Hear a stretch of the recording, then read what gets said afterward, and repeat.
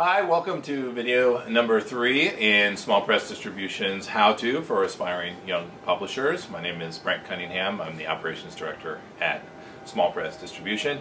As the observant may have noticed, we have been moving around for these videos, so you get sort of a tour of SPD's facilities here in Berkeley. We are here at the loading dock where the books come in and go out at SPD. Give you some sense of where we are. This video number 3 is on pricing. Very exciting topic of pricing. Like all of the information that we've given you. A lot of super exciting stuff. So get ready. Strap in. The thing about pricing is that if you're a younger new publisher, often in our experience, folks don't really think about it very hard. They just kind of set a price for their book and go on it. But if you talk to publishers who have been around the block for a while, they will tell you that it's quite critical to really pay close attention to it. It may not be the most exciting topic, but it really is important for structuring how your small press is going to succeed, if it can succeed. As we said before in the last video, number 2, distribution. With distribution, you're moving really into sort of classic book selling channels. And in those channels, you don't really have a great deal of control. There's, historically, the last few decades, certainly the retail booksellers, online retail booksellers, and also brick and mortar booksellers have really had a downward pressure on the discount that they give on the books, which has in turn caused a lot of publishers to receive less and less from their books. And really the only weapon you have, or the only tool you have in your toolkit as a small press publisher to work with that, the only thing that's really still up to you is the price. So that's the one thing that you can grab onto and kind of use to navigate your way and hopefully structure your press so that things work out. And just to sort of put in this digression, throughout these videos, when we're working with the idea of financially structuring your press, it's our sense that you're probably not going to get paid or pay yourself. You're probably going to donate your labor for a while, if not forever, for this project. You know, our goal as a nonprofit distributor is to help the publishers so that they can get enough money back from each book that they can put it into the next book. So that's really the goal we're talking about. There are great legends of publishers who do draw a paycheck, but they will tell you it took a lot of years, and it's still usually not a very impressive paycheck, to be totally honest. In any case, so on the one hand, price. You know, if the market and getting into this distribution chain is forcing you to, at the end, only get 30% or even less sometimes of a book, 30% of $10 is one thing. If you set the price at $20, suddenly 30% of $20 is obviously a lot more. It's twice what 30% of $10 is. So, you know, raising the list price as high as possible, you can work with the fact that you're getting less and less back in this chain. Obviously, the other side of it is the market, the readers. Will they pay $20 or will they not pay $20? Will they pay $24? So that's really the balance, and that's what you're looking for. Enough back so that you can make the next book, you can make the next project. You're not losing that kind of money on the sale, but still find the right place where you're priced into the market. So SPD tends, when we talk to publishers, we tend to push folks to price their books higher than they initially plan to. You know, most small publishers, like ourselves, are in it for love and passion primarily.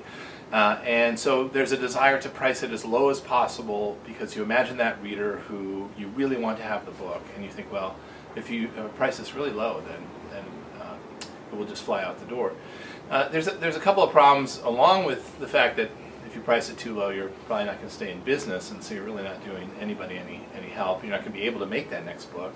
The other thing to think about is that when you use a distributor, the middle people aren't, you know, the end user, the reader who walks into a store might be impressed with a low price, but everybody else in that chain, the wholesaler, the distributor, the bookstore buyer, isn't necessarily going to be impressed with a low price because they're taking a margin, they're taking a percent themselves, so a higher priced book, if they can sell it through, is actually going to bring them more money. So it's something to put in your mind.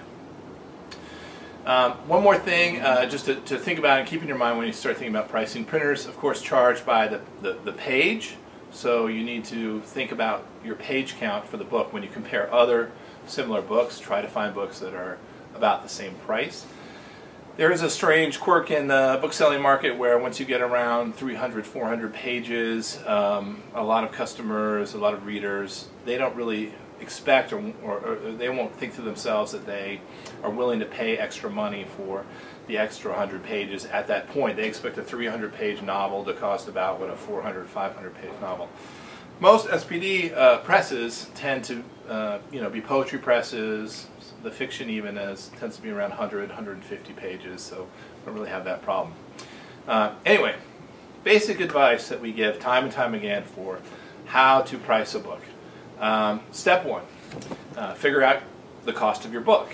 Make sure you include the printing costs themselves and the shipping costs to get the book to your distributor or to wherever you're going to have it if it's shipping directly to you. Take that number, the per book cost, and go ahead and multiply it by 4, so that if you get 25% back on that sale, you'll be able to pay the per book cost. You'll be able to break even on that book if you only got 1/4 of the list price back. That times 4 number is probably your baseline. It probably doesn't make much sense to go much underneath that. You might look at different printing options if that's just seems like way too high of a number.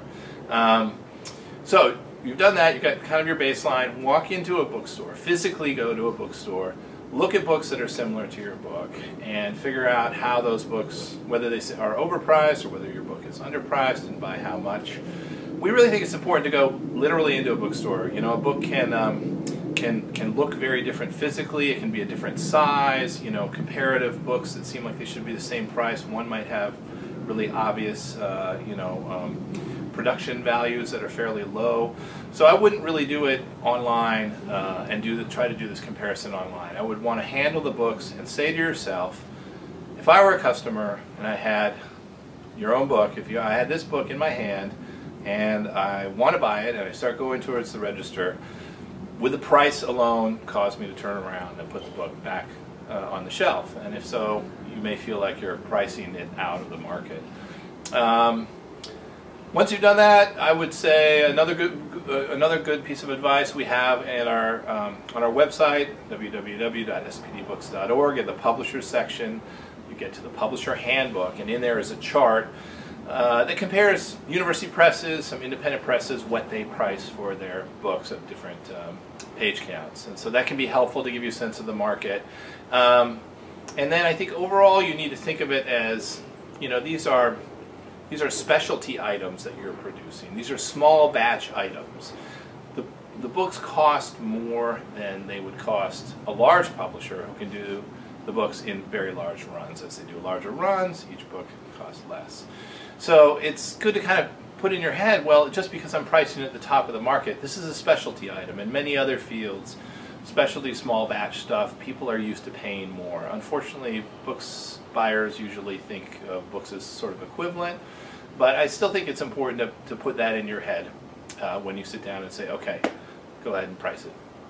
So, set a price based on all these factors, and I think that really the critical thing to keep in mind, if you price the book at, say, $20, that doesn't mean that the book is going to sell for $20. So you might feel like, this ideal reader of mine is going to have to pay way too much money for this book. Well, the fact is, the online retailers, if they get it direct from a distributor like SPD, in many, many cases, people are going to be paying less than the full list price.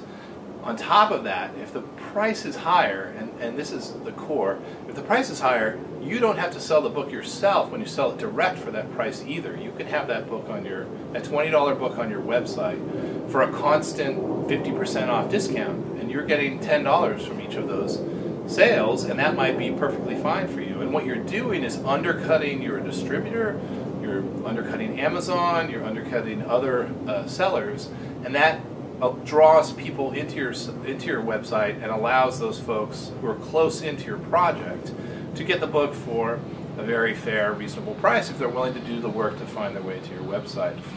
The people that the distributors and the Amazons are selling to should be the people you really can't reach on your own, and the price should be higher, and therefore give you, when you get that 30% back, is still a perfectly adequate amount of money.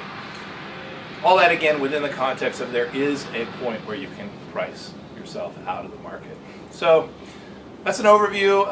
It's hard to be very specific, any more specific than that unless we have the book in front of you. If you're working with SPD, you should feel free to email me. And in fact, anybody who's watching these should feel free to email me at brent@spdbooks.org. Ask questions and I'll try to answer those as well. So that's number 3. We're going to move on to the video number 4 next on marketing, one of the most mysterious, legendary, complicated, and difficult challenges to small press publishers. And I look forward to seeing you at video number 4.